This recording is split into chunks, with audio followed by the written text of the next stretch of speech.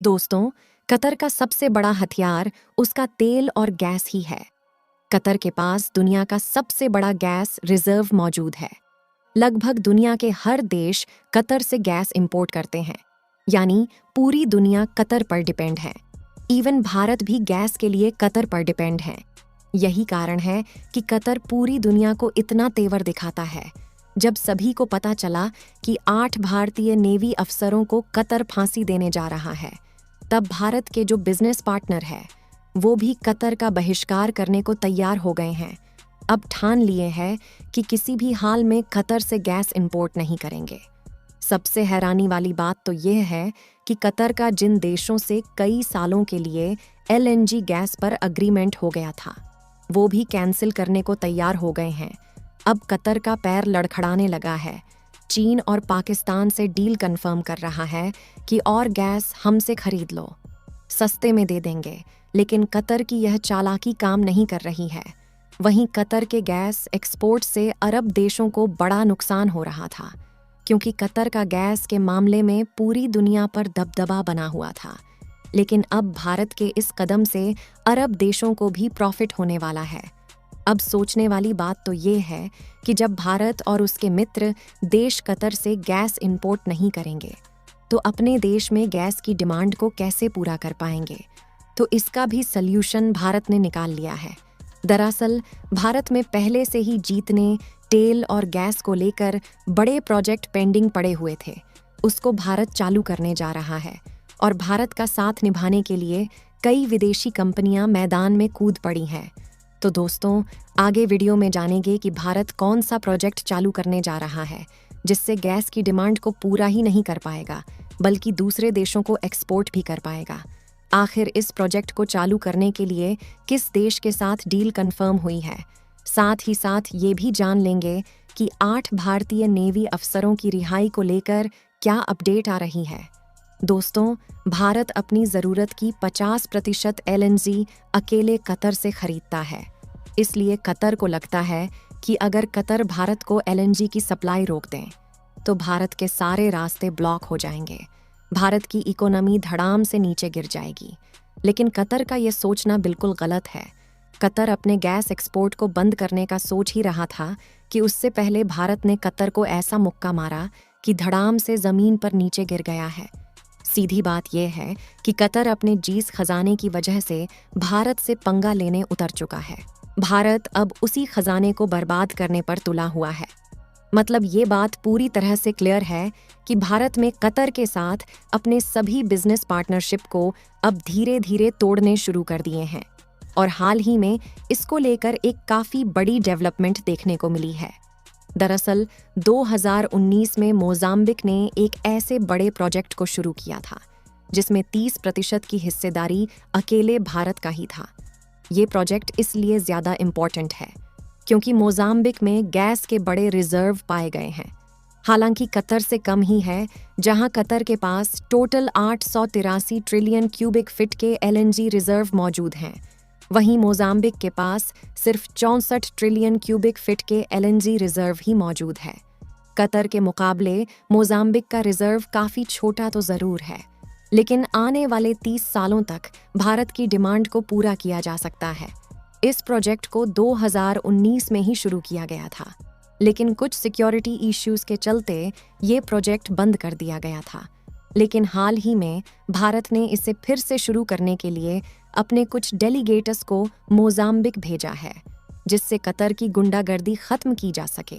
दोस्तों, कतर जो ऐसा कर रहा है, भारत के खिलाफ जंग छेड़ दिया है, ये ऐसे देश के कहने पर शुरू की है जो खुद दुनिया भर में कटोरा लेकर घूमता है। दूसरा ये भी है कि इजराइल और हमास के बीच जो जंग छिड़ी हुई है, इससे कतर भी घबराया हुआ है, क्योंकि कतर आतंकियों को सपोर्ट करता है और हमास आतंकियों का गढ़ है। भारत इजराइल के सपोर्ट में है, इसलिए कतर भारत से खुन्नस निकालने के लिए भारत से जंग छेड़ दी है ताकि भारत पीछे हट जाए। लेकिन भारत ऐसी धमकियों से पीछे हटने वाला नहीं है। बड़े बड़े शक्तिशाली देशों को भी उसकी औकात दिखा देता है। उसके सामने कतर तो कुछ नहीं है। वहीं पाकिस्तान के टॉप नेता मुस्लिम देशों को भड़का रहे हैं कि जो हमास के साथ हो रहा है, वह हमारे साथ भी हो सकता है। इसलिए हम सबको हमास का सपोर्ट करना चाहिए। लेकिन कतर ने जो किया है, भारत को कभी उम्मीद भी नहीं थी। अगर बात करें भारत के गैस इंपोर्ट की, तो भारत कुल 20 मीट्रिक टन एलएनजी इंपोर्ट करता है और इसमें से करीब 8.5 मीट्रिक टन एलएनजी अकेले कतर से इंपोर्ट की जाती है। इसके लिए भारत की तरफ से कतर को हर साल लगभग $17 बिलियन जाते हैं, जो कि काफ़ी बड़ी रकम होती है। भारत की वजह से ही कतर इतना अमीर बना हुआ है। कतर को लगता था कि हमारी दाल रोटी हमेशा चलती रहेगी और भारत से जो पैसा आ रहा है उसका इस्तेमाल भारत के खिलाफ करेंगे, लेकिन उसके सारे मंसूबों पर पानी फिर गया।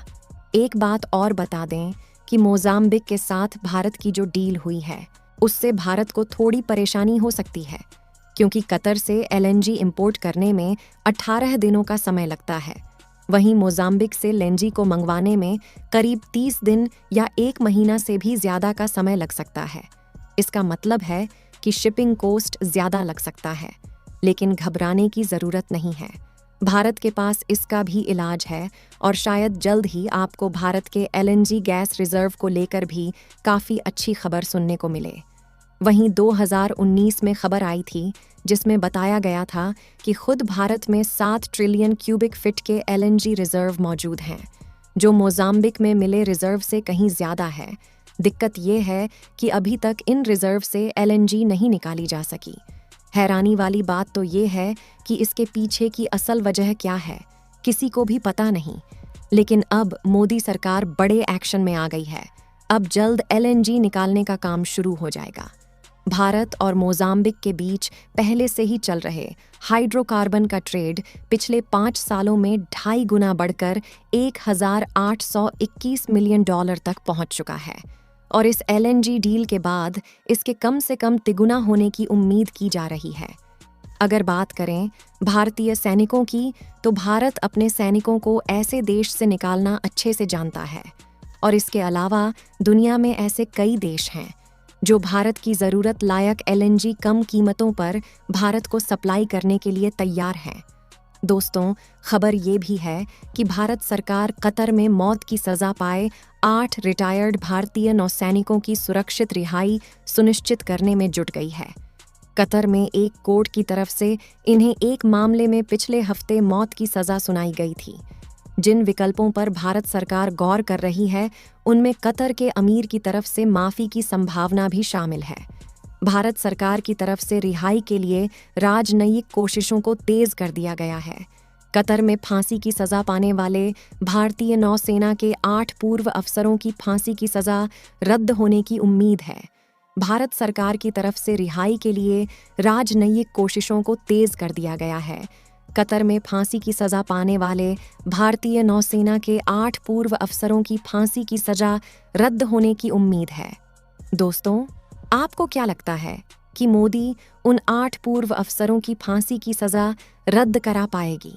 हमें कमेंट बॉक्स में लिखकर ज़रूर बताइएगा। साथ ही अगर आपको ये इन्फॉर्मेशन और वीडियो पसंद आई हो, तो मेरी एक छोटी सी रिक्वेस्ट है कि नीचे दिए गए सब्सक्राइब बटन को प्रेस कर बेल आइकन को ज़रूर दबा लें, जिससे हमारी डेली वीडियो आप तक सबसे पहले पहुंच सके। मिलेंगे हम आपको एक नई और इंटरेस्टिंग वीडियो में।